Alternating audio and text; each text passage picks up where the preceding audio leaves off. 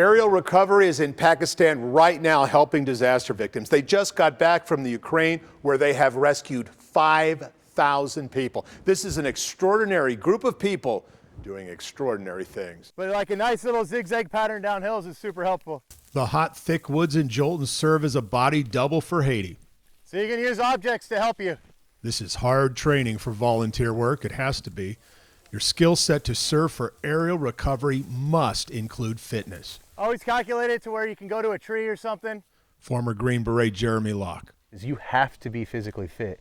If you go out and you go into these environments, a lot of them, hurricanes and in the Caribbean, and it's hot, it's muggy in Haiti, you will go down as a heat casualty and you end up becoming a victim when you're trying to be the rescuer. Aerial Recovery was founded by real estate investment broker Brittany Turner. Turner built a multi-million-dollar real estate business in just a decade in Nashville. She turned that entrepreneurial mind along with her lifelong heart for mission work to aerial recovery. The bold idea to go into the most difficult situations in the world and save people. And what better way to do that than with ex-military specialists who still want to serve?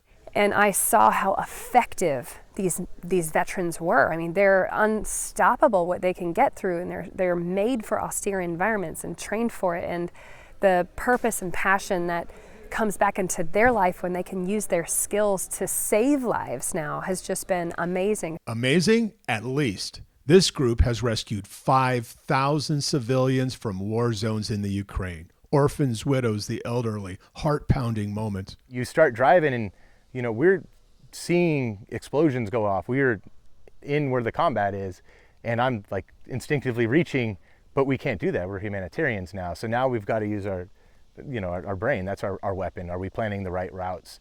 Are we vetting the people to make sure that someone's not taking us into a bad spot? So it very much becomes a psychological game and not as much as a physical game. The training includes identifying snakes, first aid, all kinds of things you normally don't think about, because this group will go anywhere. If you made a list of places you would never go to right now, they're already on their way. U.S. military veteran Mila V works in an ER. Her life has meaning, but she says there is nothing like aerial recovery. You think struggles and frustrations and fear and pain and sadness. Not really, not until you see people literally with just, their dog or their pet or a bag or just their kids with nothing, and it definitely humbles you in a lot of ways. So more reason to stay with this organization, just to see the kind of work that they do. I can't. As long as they'll have me, I'll be here. Aerial recovery reads like a who's who of military special forces, but there are also doctors and nurses and outliers.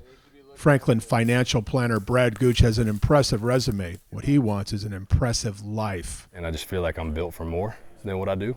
And I think I have the ability to kind of help and put my abilities and my heart into places that can really make a difference. He walked up this mountain to save this person, and something on the resume that actually changed the world or somebody else's life versus a bank account.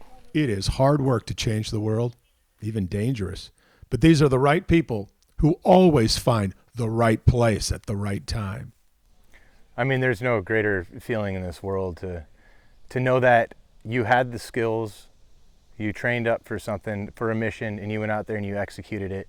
And the benefit of this is literally saving somebody's life. And if you weren't the one to go there and do it, they wouldn't be there anymore. So if your buddies struggling, help them up. From serving your country to serving God and humanity, a natural transition for people who must be meaningful. I'm Dennis Ferrier, Fox 17 News, your Code Red station.